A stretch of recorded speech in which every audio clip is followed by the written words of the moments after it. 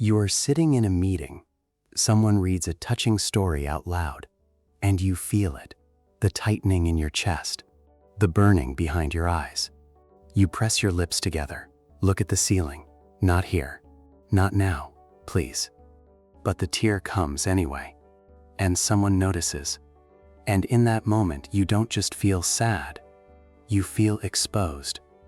Like a fault line just showed up on your face, and everyone can see exactly where you crack. That shame, that specific, quiet shame of feeling too much in a world that rewards feeling less, has probably shaped how you see yourself more than almost anything else. Here's what nobody told you. That reaction wasn't a flaw in your character. It was your brain doing exactly what it was designed to do. And the design is more extraordinary than you think.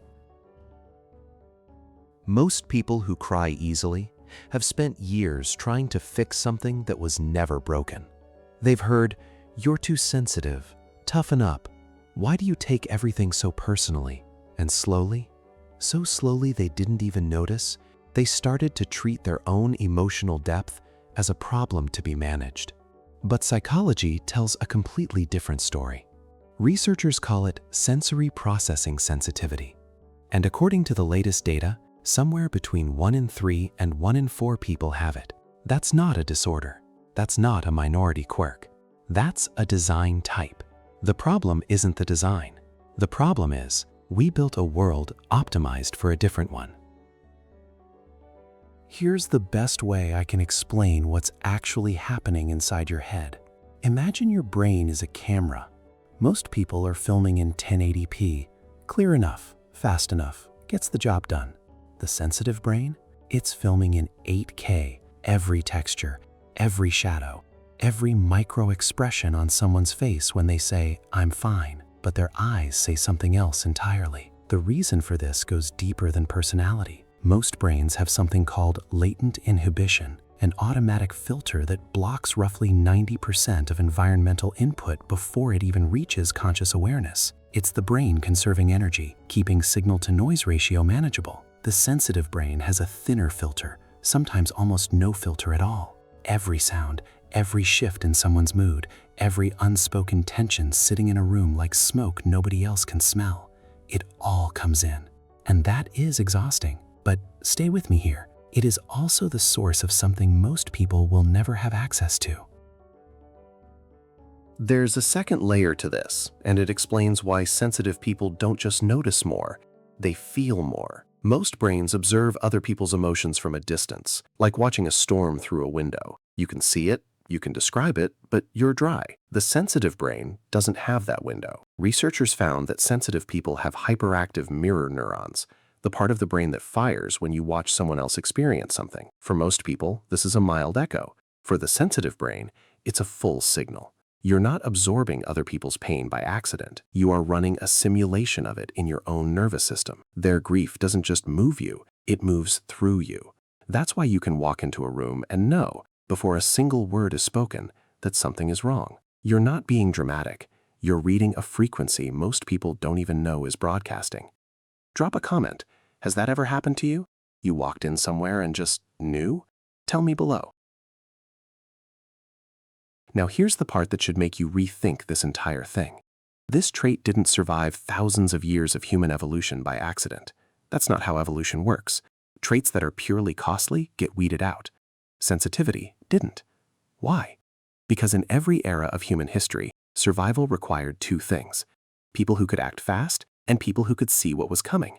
The fast-acting brain is great in an obvious crisis, but the sensitive brain, it catches the quiet signals, the pattern that's slightly off, the ally whose loyalty is starting to shift, the decision that looks fine on paper but feels wrong in a way that's hard to articulate until 6 months later when everyone realizes it was wrong. This is why research now calls it a royal advisor trait, not the general, the person the general listens to before making the call.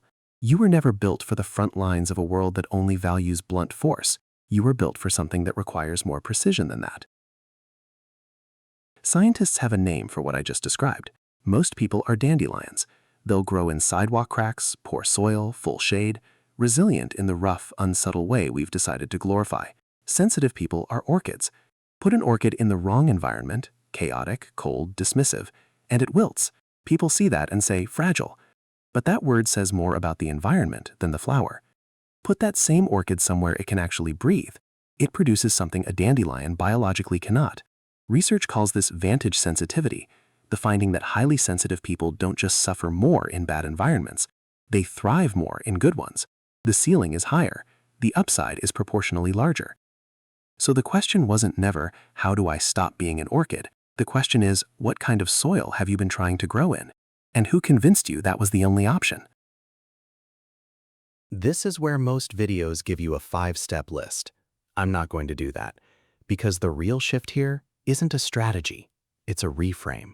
You've been treating your sensitivity like a dial that's turned up too high and spending your energy trying to turn it down. But the dial isn't broken. You've just been in rooms where the volume was punished. What that actually looks like in practice, you protect your downtime not as laziness, but as maintenance. You become honest, maybe brutally honest, about which environments and relationships actually support your hardware versus which ones slowly corrode it. And that thing you call overthinking, that's not anxiety with a broken off switch.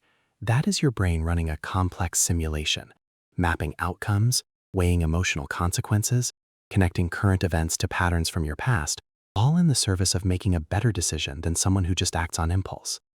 The crying isn't instability. It's a nervous system that's fully online. Here's what I want you to walk away with. You didn't arrive broken.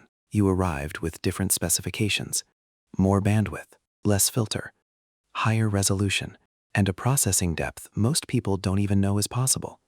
The people who called that weakness weren't wrong about you. They were just running different hardware. They literally could not see what you see. But now you know what it actually is, so stop apologizing for the resolution.